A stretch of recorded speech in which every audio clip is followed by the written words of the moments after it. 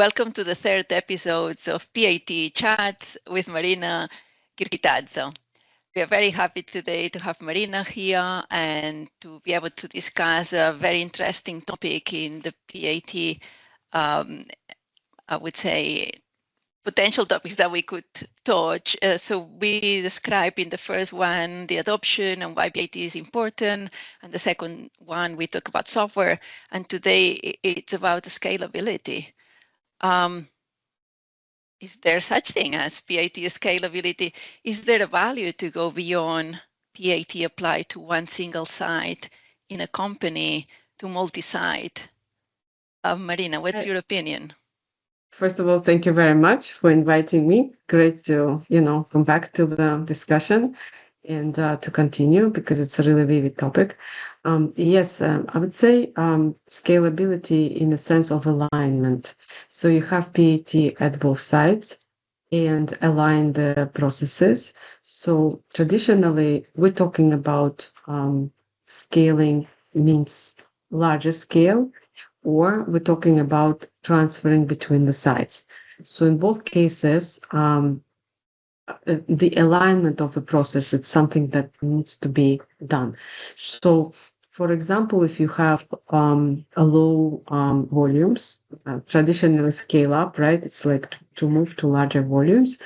The assessment or alignment has to be done between the processes. So technically, it's not really transfer in a true way, but more alignment. So you have things done in parallel, say in the production suite or pilot suite, and it perhaps R&D space, and then the line results. So the readouts, the parameters that you want to monitor, that the team found useful for the process, critical for the process, that reflects either critical quality attributes, CQAs, or critical process parameters. Those things have to be aligned between themselves. But of course, something will not be identical. It's inevitable. So the idea would be to stay within the trends and to adhere to the model. So you're kind of testing whether the model you validated at smaller scale will still work at larger scale. Chances are it's not. But then there would be a reality check. What is the corridor or confidence interval where this model can still be sustainable, for example, or the new model, completely new model, has to be built to be used in operations.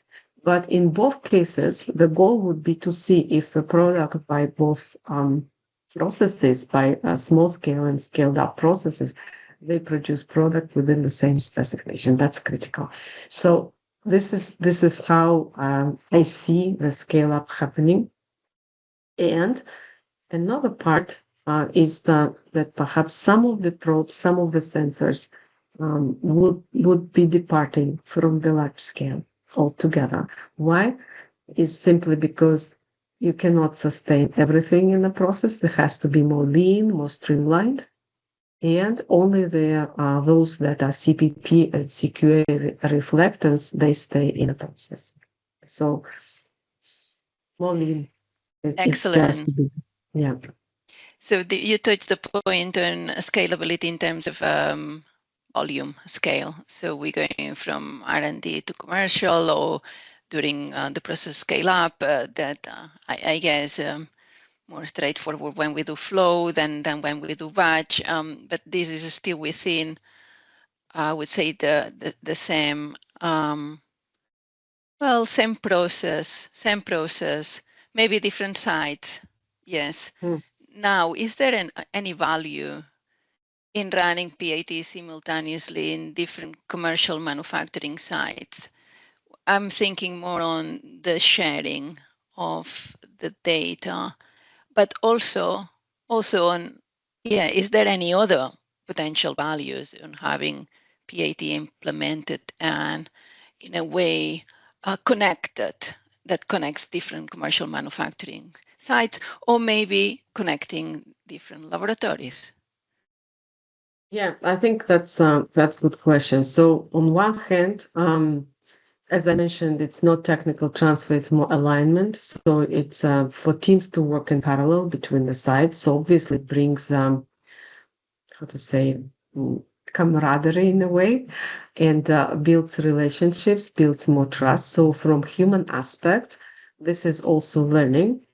And it will both human learning and machine learning in this case, because PAT will create a common language. Um, for example, both sides or both laboratories can see CPP trends, CQA predictions.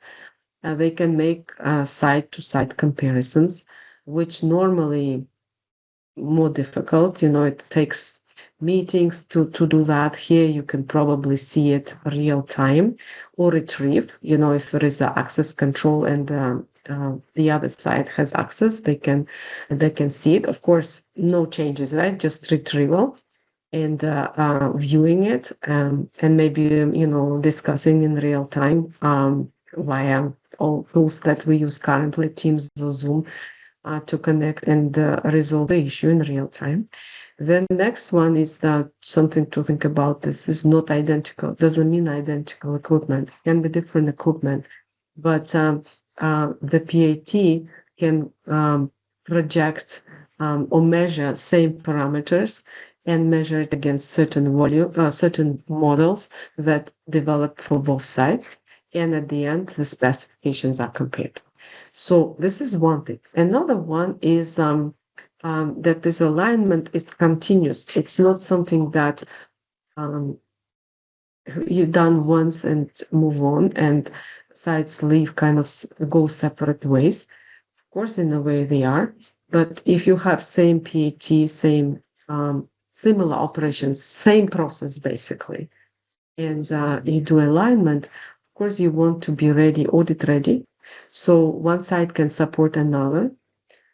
So from learning aspect, basically training personnel, but also accumulating large, basically vast amount of data, which gives transparency for the process.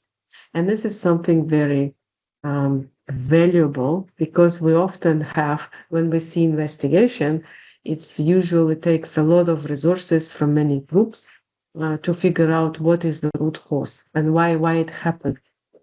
Whereas here, you may have transparency because you have access to data. So some small declines, maybe some small indication that the process is not exactly the same as it was yesterday, already gives them chance to discuss it and prevent it earlier. This is what I also see. So potentially cutting costs on investigation, that's a big thing, and audit ready for both sides. And also perhaps when, for validation, we'll always have this comment, not so much for process, but for instrument, for example, that it has to be another instrument of the same kind to show robustness.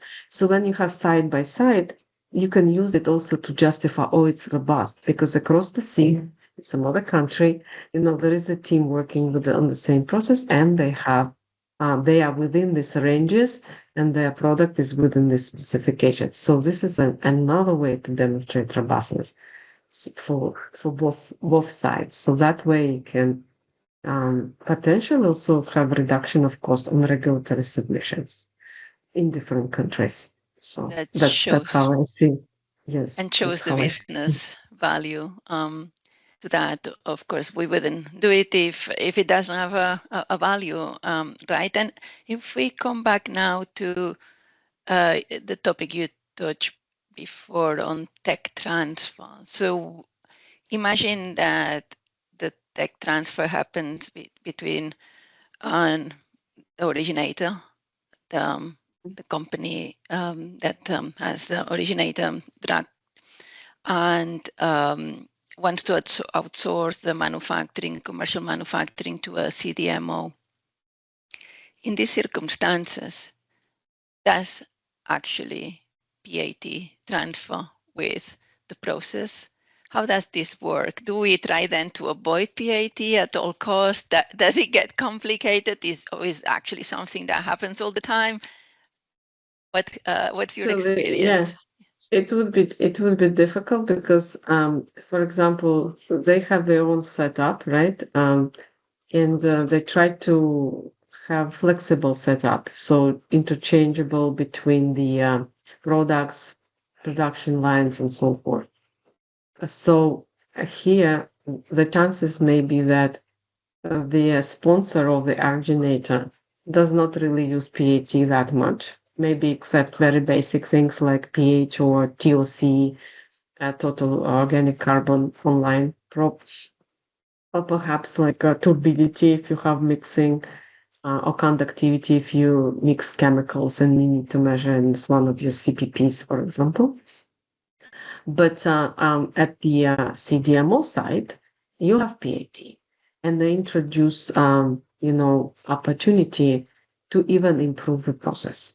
So that can happen because CDMOs tend to invest more in it, and very often they demonstrate more flexibility, especially for changeover. So something that perhaps more difficult for originator because of regulatory constraints or because of the whole facility is just licensed for only this product and they're not really allowed to change something. CDMO has this flexibility because that's how they build, that's how they license. So they can actually help to improve the process. So back to your question, will it be transferred? If CDMO has identical PATs, perhaps yes. If not, the chances are that CDMO will offer PAT solutions that help to visualize process from different angles. That would be my answer. And if the sponsor has the choice between it's a process that's been filed with PAT in it, has the choice of I've got my preferred CDMO, but they do not do PAT, or I go to another CDMO that they do PAT, or do I specify my favorite CDMO to do PAT? In other words, do I facilitate the use of PAT? Is the sponsor sometimes providing the setup or the instrumentation plus software to be able to run the process as it should be run in this particular case? Does this often happen, or what do we do? Very often with CDMOs, there are certain silos. So from previous experience, I can see that even their procedures sometimes depends, of course, on CDMO, but even their procedures, they allow you to view only at the site if you travel at the site. Some procedures they share, but more so reports, not so much the procedures. So there are certain silos, like the barriers between organizations. So it very much depends on the relationships and trust built between the companies, just like between any teams, to what extent they exchange documentation.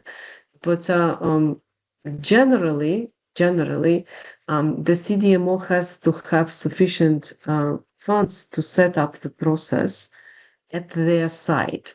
And sponsor, well, I would say rarely invests in the CDMO. Why? Because they see that CDMO will get a commercial advantage after that, and it will be used not just for this company that helped them out, but for some others that happen to be their competitors. So there is also this commercial aspect, which is quite sensitive topic, but nevertheless it exists and something to be aware of what business landscape is occurring. But I think the trend now more is B2B, like business to business, as opposed to global. So if you have switching to the model business to business, it's more like exchange, and there's a certain area that you as a sponsor always have a lot of different streams for the CDMO to absorb. Chances are that if you invest in them and carry on with your products, that investment would be worth it. if you think really just commercially, detached from technicalities, it will be worth it because you will have large volume. CDMO has a reliable partner. The relationships grow in terms of products and they can sell more. Then, the investment from sponsor makes sense. But if it's just, I need to work with X company and tomorrow I'll work with Z company or day after tomorrow I'll work with M company, it will not, it will not be commercially viable to help them out with either instrumentation or software or anything to that matter, because it will be considered as um, competitive opportunity, for the potential competitors to use this for their benefit. That's from what I could see in the previous work, but also even like in current work, it's very often the essence is that agreements are not enough to build the trust. Or from a legal aspect, you have all these confidentialities covered and so forth, and breaching and all that stuff. But nevertheless, there is not enough confidence, and confidence happens only when work together. There is certain experience that the other side produces. There is commitment, and there is within the timelines you get the product adopted at the site so they can produce continuously and without interruption support your outsourced line, either one product or line of products, depends. So this is something that I would say, if somebody ventures into that topic, they just have to be at least aware. And it seems that business to business model is more viable these days, although it takes more personal energy, travel, and investment in these relationships, and also investment in terms of this another the partner, both partners kind of invest in each other's field by carrying on this type of work. So this is what I suggest for people who are looking into something to be well. What about the sharing between the sponsor and the CDMO? Sharing in terms of data and knowledge. Is this sharing happening every so often? Like, can you do this for me? I'll pay you that much. When you finish, let me know. Or there is the value or the need of real-time access to what's going on into the third party. How does it happen currently? And would it be beneficial to have a more tight data exchange or more real time? Is there any value? So depends on the parties, right? So I think the trend more is I want to see work in progress. And this work in progress means data sharing. In terms of CDMOs, they do not release you data without approvals. So any results, reports often happens with approvals. However, there are that outsourced research organizations or development organizations, they share metadata, not metadata in a computerized sense, but in process data, intermediate. And they basically quite open about it, that this is what we have, this is the results, and I'm sharing it with you at the meeting or whatever. But this has to be approved by managers and it will be in final report. This is how usually it's presented. So you know what's happening, you know the work in progress, but you don't have end result that you can use for filing and so forth. So this is better probably than waiting for end result without knowing what you're going to get. That would be a preferable way. In terms of real time, even CDMOs like those who do testing or outsourcing testing, there are companies that share with you their electronic lab books. So it's possible to share real-time data as you go, without having, like a burden that, oh, it has to be approved. Yes, it's documented already. So yes, somebody either reviewed it or approved it, but maybe this is brick. So I see it as brick by brick, like stone by stone. You kind of pave the road, and each stone or each step can be viewed. So both parties are transparent. So I think PAT gives perfect opportunity for transparency. And the more transparent it is, the easier is to focus on the process and avoid potential conflicts even. Not just the fact that you're working on the process and result, but also like between the parties to have clarity, which often is missing because we all have our own concepts and the word sometimes misunderstood. It happens. Um, Translation sometimes is not the exact. So many things are, interrupt. So once we see the data and the trends, the visuals, it's the best way to relate and, to gain this transparency and basically work on how to fix it, how to make it better, to change what adjustment has to be made, as opposed to, oh, I discovered the issue and now we have to investigate it, from both Too sides, late. like too late to catch it too late. And for both sides, it means CAPAs, it means, quality assurance involved. So it becomes difficult. So this also, what you asked, I think directly contributes to the cost reduction.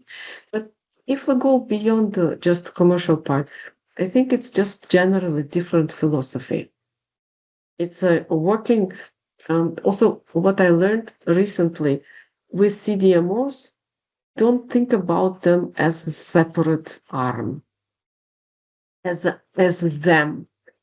Think about as part of us. Us. Yes, we are part of your process, part of your company. We just happen to have different name. We live in different country. We work maybe different hours, but we are part of your process. So if this kind of philosophy is there, then in general it's different attitude in the teams, and that allows for more transparency, more willingness to share the data without polishing, just as is, so that the clarity and transparency is gained.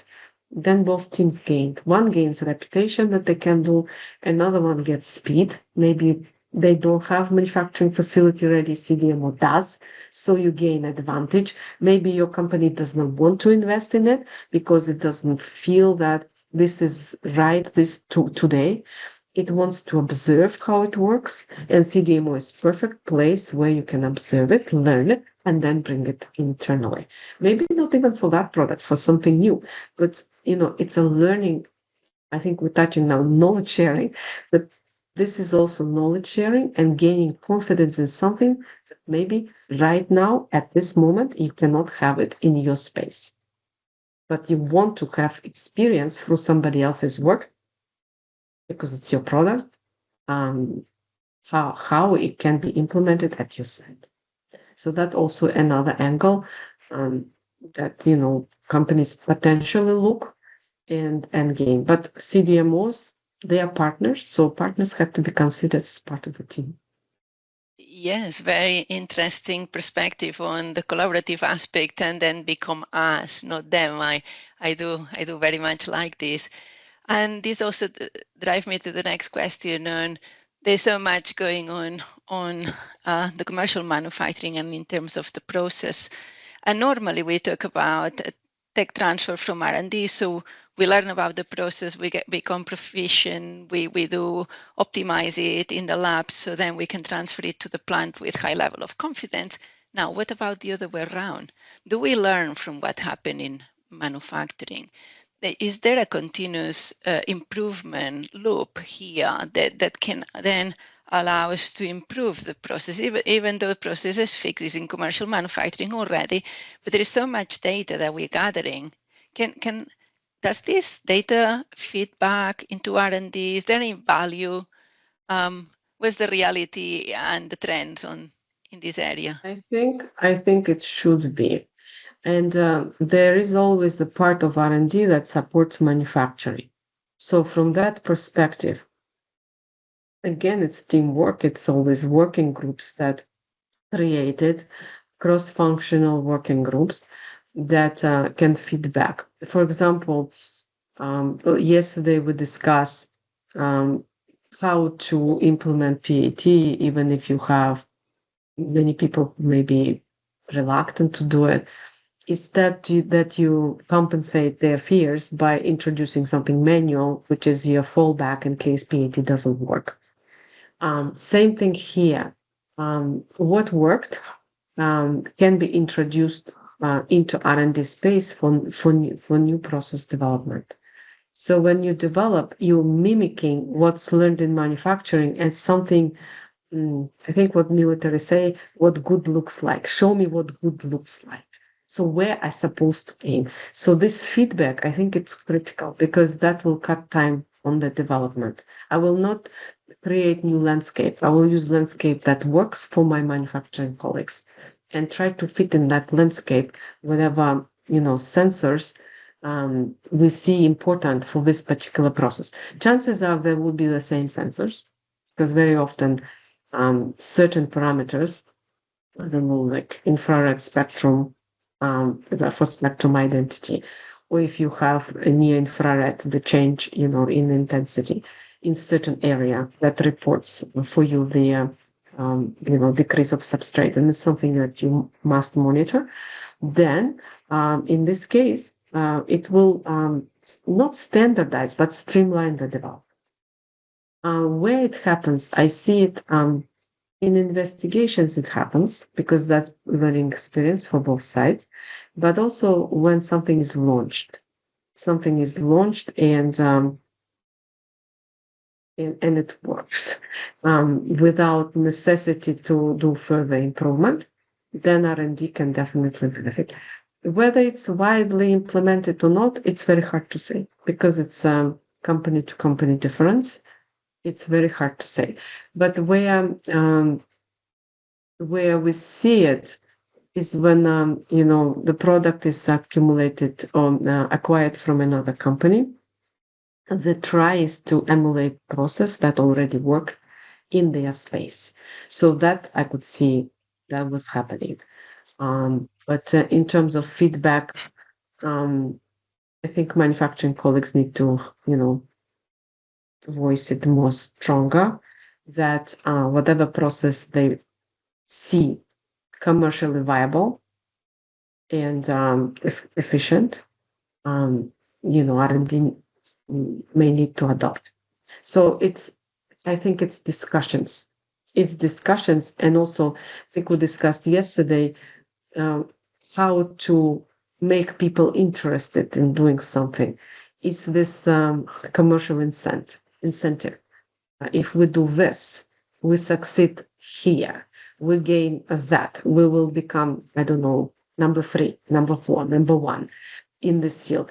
Then, the teams may share more and cooperate to a great extent between themselves. That's how I see it. So it's a lot of people aspect. Even though we're talking about technology, I think here it's critical to say it's commitment and ownership by teams to make it happen. But if we go to technology, I would say machine learning. If we go in the practical terms, in the technical terms, it's machine learning. It's the models that worked. If they transfer to R&D, so give them substance. Okay, this is my AI tool that I use, and it happened to make decisions faster. This is machine learning that created this model. Use this model to carry on for this. Try at least. Maybe not working, but try. That will accelerate the exchange. So it's not just discussion and commitment, but also practical means, the programs that have to be shared, the results, the trends, the models that will help, because that's a substance, right? It substantiates the intent, the will, right? The desire to make it happen. And also eases the effort, makes it more concrete, because people will usually look for something concrete, right? For specificity, for specific terms. not just for conversation. So this will help. So and I think production with the historian, like data lake, they accumulate huge amount of knowledge, and that can help R&D to at least look at the process differently, maybe even look at the operations differently, streamline it. Thank you, Marina. And talking about data lakes and data sharing, you said very important words from the human side: technology together with collaboration, trust, ownership, commitment, and yes, this willingness to pursue a common goal, but also to understand each other. And the better that we understand each other, the better that we work together. Yes. So this would then conclude episode 3, and then we're looking forward to listen to episode 4, where we would then talk about the new technological advances, specifically in the area of software that supports the human side, and that will take us to the next step. So with this, I would like to thank you, Marina, and stay tuned for episode 4. Thank you very much, Anna. It was great discussion. I think in closure, I would like to say we wanted to touch it, I believe. It's these immersive simulations that our manufacturing colleagues can use. I know it's called Ogre, and you can have different names for that. It's basically where you submerge in the environment. That would be something very helpful for R&D colleagues because they can envision, like visualize the environment that their manufacturing colleagues are working without entering, without this necessity to enter the manufacturing space, but grasp and understand their needs better and learn also. So that way, knowledge exchange or even understanding of the team's goals makes it makes a big difference. That sounds very interesting. I'm afraid I'm going to have to ask this question in the next episode because I want to Sure, find out more. sure. Thank you. Thank you. Bye-bye, Marina. Bye. Bye. Bye.